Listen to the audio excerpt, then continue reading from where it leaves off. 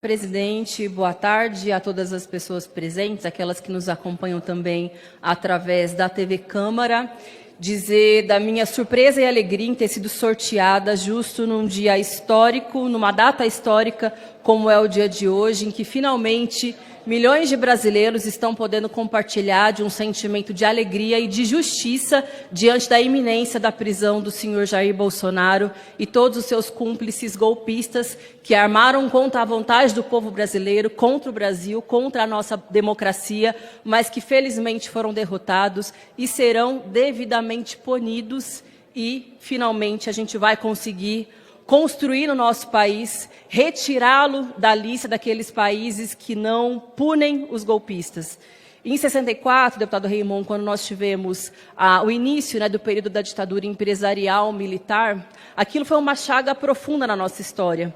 E, infelizmente, não foi possível, com o seu término, haver uma justiça de transição que desse a devida punição para os torturadores, para os golpistas, para aqueles que foram cúmplices, que foram responsáveis pela prisão, assassinato e tortura, colocando um sinal de igual entre os torturados e os torturadores. Mas eu creio que a nossa geração, agora, tem uma oportunidade de criar memória, verdade e justiça. E isso é um aspecto fundamental para que a cultura e a história do nosso povo possa ser galgada na verdade, para que a gente não tenha as consequências desse período nefasto ainda se expressando nas próximas gerações, como infelizmente nós temos as consequências do que foi o período da ditadura empresarial militar, ainda hoje na nossa vida, no parlamento e principalmente nas Forças Armadas. Se nós considerarmos, por exemplo, que o general Heleno, que está envolvido nessa trama golpista e que também foi denunciado pela PGR, também foi parte daquele período quando foi um dos protegidos e preferidos do general Médici.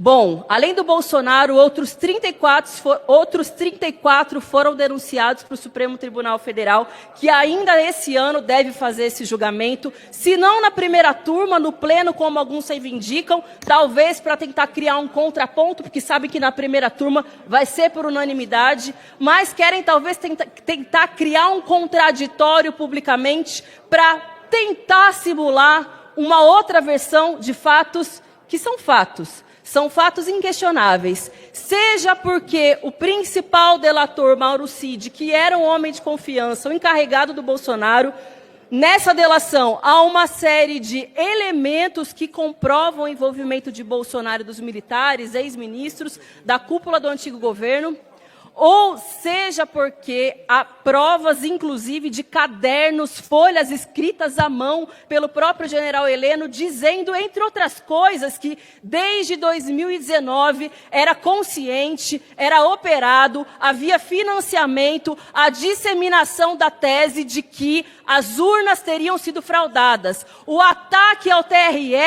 aos TREs, ao TSE, e essa tese de que as urnas não seriam confiáveis foi orquestrada desde 2019. E a milícia digital, que foi financiada, fartamente financiada, tinha inclusive envolvimento direto dos filhos do senhor Jair Bolsonaro. Discurso esse que, inclusive, no estado de São Paulo, garantiu a cassação e a inelegibilidade da deputada Carla Zambelli, que foi uma das principais disseminadoras dessas fake news que atentaram contra a lisura do processo eleitoral. Mas não foi só isso que eles fizeram. Havia, inclusive, um plano de fuga já orquestrado pelo senhor Jair Bolsonaro, que não aconteceu porque não foi possível contestar o resultado eleitoral como eles tentaram. Além disso, o que é muito, muito grave e não pode ser esquecido, havia um plano de assassinato do Lula, do Alckmin e do ministro Alexandre de Moraes. Há provas que mostram, deputado Patrus, que eles sabiam o trajeto que o Alexandre de Moraes faria no dia da posse, o lugar em que ele sentaria na posse e de que modo eles executariam esse assassinato. E o Bolsonaro não só sabia, como ele concordou com esse plano, assim como pôde editar, inclusive, a minuta golpista que foi encontrada na casa do senhor Anderson Torres, ex-ministro da Justiça. Estamos falando de pessoas que estavam na cúpula do antigo governo e que, quando iam para o microfone, saudar a ditadura militar, fazer homenagens a torturadores e a golpistas, a dizer que bastava um cabo para fechar o Supremo Tribunal Federal, ainda tinham coragem de dizer para a gente que nós estávamos inventando de que seriam golpistas. Ora bolas! Sabiam que iam perder as eleições, porque não poderia ser diferente? Como é que o povo brasileiro ia reeleger um governo que negou vacina, que botou o povo na fila do osso, que dava risada de quem estava morrendo na pandemia da Covid-19, que fez uma série de atrocidades contra o nosso próprio povo, que organizou o esquema do orçamento secreto? Sabiam que não iam poder se reeleger e tentaram orquestrar um golpe. E é risível. É risível vir aqui, deputado, dizer, ora, como é que ia ter golpe se não tinha uma arma e não ia ter um estilingue? Meus senhores, não era estilingue que tinha, não. Era o comandante da Marinha. Era o general Garner que estava à frente, não era um estilingue. Tinha 2 generais, inclusive, do Exército, Braga Neto e Augusto Heleno. Tinha os kids pretos. Aí vai dizer que não tinha arma. Vocês estão aqui pedindo anistia? Sinto muito. Não é pela suposta senhora, que sei lá quantos filhos e família tem, que estava aqui no dia 8 de janeiro. Vocês querem anistia, que é para salvar a pele do comandante de vocês, do principal golpista, que é o Jair Bolsonaro, que é o Braga Neto. Nas últimas semanas, inclusive, estavam tentando modificar a lei da ficha limpa para ver se conseguiam reverter a inelegibilidade. Essa tática, eu tenho certeza que vocês vão rever a partir de agora, porque isso ficou muito pequeno, porque além de inelegível, que é óbvio, porque além disso atentou contra as urnas eletrônicas e está condenado pelo TSE por conta disso, agora a principal preocupação de vocês é qual? Que mais cedo ou mais tarde ele vai ser preso, porque qual é a dúvida de que o STF, a partir das provas que tem, vai condenar o Bolsonaro? Claro, são resilientes. Vão tentar fazer o quê? O que estão fazendo. Convocar a manifestação, organizar a tropa para dizer que é mentira, construir narrativa e aí com a máquina de fake news, sem que as redes sejam regulamentadas, por isso virão um terreno fértil para esse monte de bobagem. Fazer a tropa bolsonarista mais fanática, repetir o discurso para ver se convencem alguém. Só que assim, esses argumentos podem até convencer os bolsonaristas mais fanáticos, mas eu duvido que convença o senhor Alexandre de Moraes. Podem tentar, façam o que vocês quiserem. E claro, a justiça não cai do céu à toa. Mas tem aqui aqueles que vão lutar até o fim para que haja sim a prisão do Bolsonaro, para que não haja nenhum tipo de anistia e para que não tentem, através dessas maracutaias de vocês, tentar puxar o tapetão daquele que precisa ser a responsabilização exemplar. Seja de militar, seja de empresário. E aqui eu queria destacar um papel que foi fundamental nesse processo, que foi de alguns principais setores do agronegócio brasileiro. Está aqui, na delação do Mauro Cid. Tem provas disso. Sabe quem é que estava financiando a possibilidade de assassinato do presidente da República, do vice, do Alexandre de Moraes? Vocês sabem quem é que estava financiando os acampamentos golpistas nos QGs, nas portas dos quartéis, que depois desaguaram aqui no 8 de janeiro, no quebra-quebra de Brasília? O agronegócio. E aí sabe do que eu me lembrei? Durante a CPI do MST, que estavam ali dizendo que era o quê? Ai, que é baderneiro, que o movimento social, que isso, que o movimento social, aquilo. Nós utilizamos aquele espaço para dizer, são vocês. É o agronegócio, que é o agrogolpista e que é responsável pela destruição do país e agora está comprovado na denúncia que a PGR encaminhou ao Supremo. Muito importante que esses também sejam punidos. Afinal de contas, quem é que descarregou dinheiro para essa turma? Quem é que financiou todo esse esquema no Brasil? E fica um recado para eles também, porque é evidente que era com esse dinheiro que eles conseguiam contratar ônibus e botar essa tropa na rua para as manifestações. Vão ousar fazer isso de novo agora para essas manifestações que vocês estão tentando construir, sei lá que dia, para pedir anistia? Paguem para ver. Até porque agora no Brasil tem até general de 4 estrelas, algo que nunca havia acontecido, que está preso preventivamente, justamente porque estava tentando atrapalhar as investigações, à medida que tentou interferir na delação do senhor Mauro Cid. Todos esses elementos são fundamentais para que a gente possa elucidar a sociedade brasileira de que atentar contra a democracia não é grave, porque nós estamos aqui defendendo um valor abstrato que talvez para a maioria do nosso povo nem faz tanto sentido no cotidiano.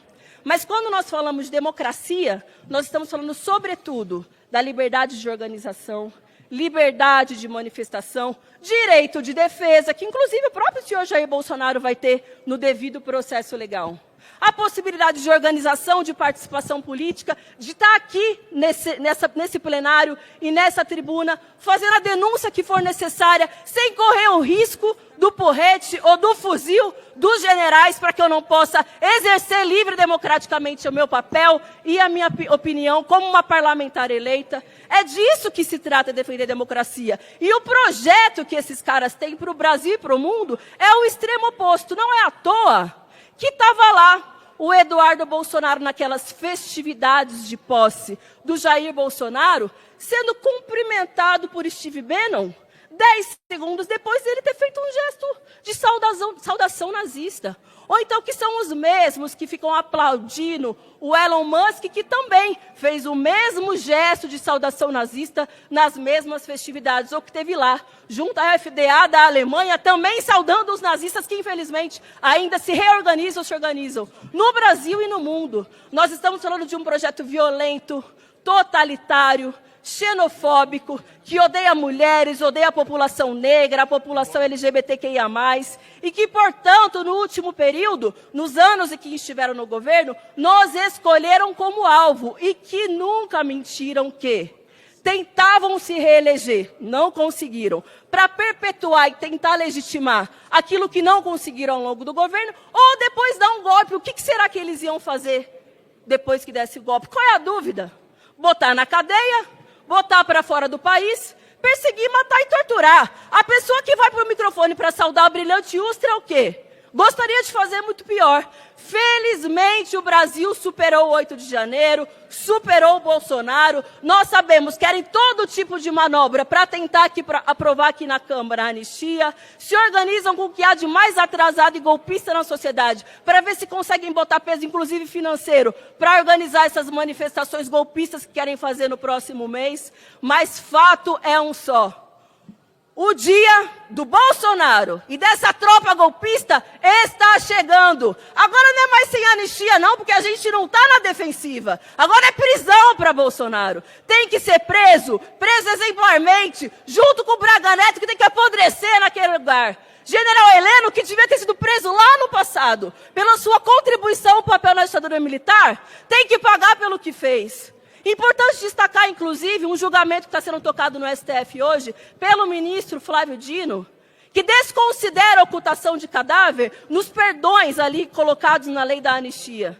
Que foi o que aconteceu com Rubens Paiva. Ou os generais não sabem o que aconteceu com ele. Onde é que ele foi enterrado? Sabem sim e precisam pagar por isso. Alguns seguem vivos ou recebendo fortunas do Estado brasileiro. Precisam perder esse dinheiro. Receber dinheiro o quê? Por ter torturado? Por ter atentado contra a democracia? Que paguem pelo que fizeram. Sejam generais, empresários, seja quem for. É um absurdo atentar contra a liberdade democrática, o direito de manifestação e aqui a vontade popular. Foi o povo que não quis que o Bolsonaro se reelegesse. E acham que reunindo aqui aquela meia dúzia de golpistas, felizmente incompetentes, eles vão conseguir passar por cima do povo brasileiro? Não conseguirão. Por isso eu espero que o Supremo Tribunal Federal, assim como foi anunciado, possa, esse ano, fazer o julgamento. É claro que ele ou qualquer um, Bolsonaro, seja quem for, vai ter o devido processo legal, porque a democracia assim o garante, o direito de defesa, mas eu não tenho a menor dúvida de qual deve ser o julgamento. E é por isso que estão alvoroçados, falam bobagem no microfone, fazem coletiva de imprensa, usam boné, tentam até mudar a ficha limpa, fazem de tudo. Porém, a nossa geração está aqui, ainda estamos aqui, afinal de contas, para dizer que não haverá anistia. Nós lutaremos pela responsabilização de todos eles, por memória, por verdade e por justiça. Muito obrigada. Obrigado.